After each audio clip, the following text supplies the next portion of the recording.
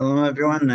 As an introduction to today's class, we have to explain that the rabbis in Tractate Brachot discussed when are we going to mention Hashem's mightiness of bringing rain, and when are we going to actually ask for the rain. So, in the second blessing, which is Mechaya Metim, resurrection of the dead, we also talk about other mighty things of that God does.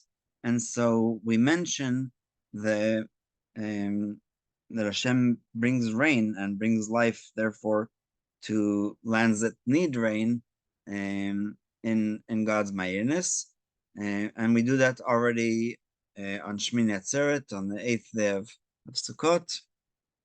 But the request for actual rain we postpone in Israel until the 7th of Cheshvan, which is 2 weeks after, and outside of Israel on the 5th or 6th of December, depending on if it's a leap year or not.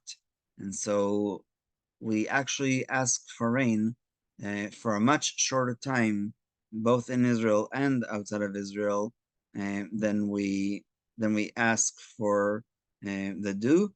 And so there's a concept in Judaism called Otiyot Tal Matar, the letters in the font that are for reminding us to say the Marida Tal, or the asking for rain. And the opposite of it, just for general information, is Otiyot Kiddush Levana, the letters of the blessing of the moon after 3 or 7 days, depending on Ashkenazi or Sephardi custom, because a lot of times synagogues who could afford it had a gigantic plaque outside the synagogue, in a street or on a wall, which had the letters and the wording of Kiddush Levanav, this blessing, because otherwise it would be dark. So just general information. So Rabbi Melamed is going to talk about the difference between the Ashkenazi and Sephardi customs. So because the Sephardi custom is so different, I decided to share that. So Bakait in the summer, which is, like I said, a lot longer than what we say for the rain. We say, "Blessed Hashem our God in all the works of our hands, and bless our years with dews of favor, blessings, and benevolence, and let its end be with life and satiety and peace, like the best years of blessing. For you are a good and benevolent God, and you bless the years. Blessed are you, Hashem, who blesses the years." And in the winter, which is, like I said, much shorter time, the blessing is actually longer. So we say, "Bless for us, Hashem, our God, this year and all the types of its produce for good, and provide the dew and rain for blessing on the entire face of the land, and quench the face of the earth, and satiate the entire world with your good, and fill our hands with from your blessings and wealth, from the gifts of your hands. Protect and save this year from any bad thing and any kind of destruction, any kind of retribution, and make it for a good hope and an ending of peace. Have compassion and mercy upon it, and upon all of its produce and fruits. Bless it with rains of goodwill, blessing, and benevolence, and let its end be with life satiated in peace, which is the same as in the summer, like the good years of blessing. For you are the good and benevolent God who bless the years. Blessed are you, Hashem, who blesses the years. So that's the Sephardi custom to say during the winter and the summer.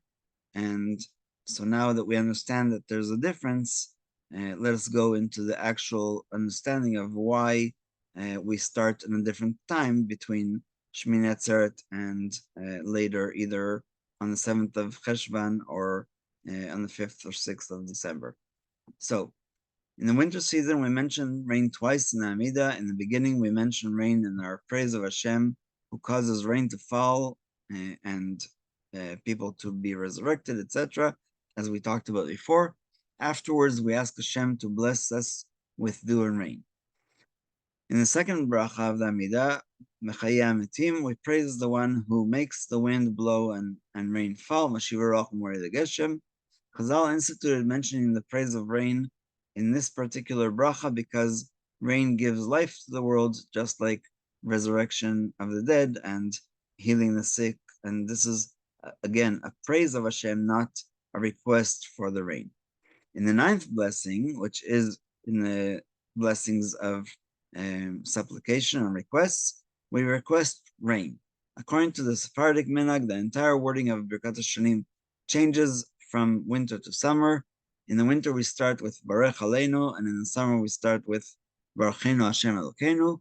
According to the Ashkenazi minhag, the wording of Birkat Hashanim in the summer and in the winter is identical, with the exception of the words V'ten Talum Atar in the winter and V'ten Bracha, which means give blessing in general in the summer. Although both the mention of rain and the request for it are recited in the winter, there is a difference between them. The mention of rain is recited at the appropriate season for rain in Israel, whereas the prayer for rain is only recited when we actually want rain to start falling. The mention of rain begins on the holiday of Shmini Atzeret. Conceivably, rain could be mentioned from the beginning of Sukkot, since from then on the period of rain begins. So I don't know if you have ever noticed the words in Parshat Noach, the weekly Torah portion of Noah after the flood. Hashem says that there's going to be kites, v'choref, v'kor, v'geshem, v'chom, and Stav and Aviv, I think. So instead of the 4 seasons that we are used to, the Torah mentions 6, and Rashi said that it's the half of Elul, the whole month of Tishrei, and half of Cheshvan, and so on and so forth. So every month is actually starts in the middle, and so Shmini Atzeret is just before the rain and during Sukkot. And so the Talmud discusses, however, because rain is considered to be a sign of a curse on the holiday of Sukkot, right? That we are sitting in the sukkah and it's pouring on us. So basically Hashem says, get out of my house. The sukkah is considered like Hashem's Shekhinah, or presence is there. So we don't pray for rain during Sukkot. We cannot fulfill the mitzvah of sitting in the sukkah when it is raining. We therefore do not mention it then. Chazal chose the Musaf prayer of Shmini Atzeret as the point at which we begin to mention rain, for then the whole community comes to synagogue and the announcement of its recital can be made in the presence of everyone. Ma'ariv was not chosen, even though it's the night before, and that's when really the Jewish day changes, because not everyone comes to synagogue for the Ma'ariv prayer. Not only in the days of old when there was no such thing as electricity, but even today, a lot more people come in the morning than they do in the evening. Also, we have now Yizkor again in the morning, and so that brings more people into the shul, and so that's the appropriate time for this prayer. Likewise, it cannot be announced before reciting the Amidah of Shachrit, because we are prohibited from interrupting between redemption and prayer, so that's why it's mentioned before Musaf. However, the beginning of the request for rain was delayed 15 days to the 7th night of the month of Mar Cheshvan, and this is so the last of the people returning home to the area of the Euphrates River from Sukkot pilgrimage to the temple in Jerusalem would arrive without encountering rain on their way. So if you could imagine, before there was cars and carriages, etc., people would sometimes have to take the actual walk, and that's why it's called pilgrimage, Shlosha V'Garadim. And so they would come for Sukkot, and then they would be traveling back as far as the Euphrates, which is in Iran and Iraq of today. And so that's why we delayed it for 15 days. Even after the destruction of Jerusalem, this custom was not abolished, since any custom that reminds us of the great days of the temple is cherished.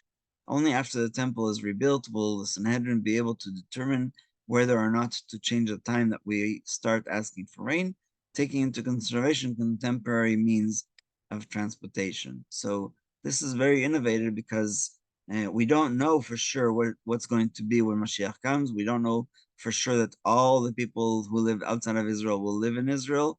And there's actually a midrash that says that Israel will spread across many, many countries. And so it would be considered like you're living in Israel, even though you're living in Florida, if I remember correctly. And so to end this paragraph, we continue to mention rain until the first day of Pesach and Shachrit. We still mention rain, but in Musaf we start mentioning dew.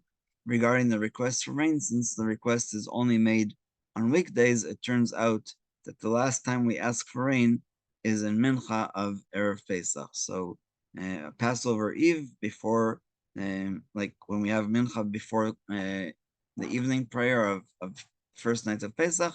That's the last time that we ask for rain in the ninth blessing, and then in Israel on the Motzei Yom Tov of the first day we say it, and outside of Israel, Motzei second day of Yom Tov we already ask for rain, and so we'll end there. And if anybody has any questions.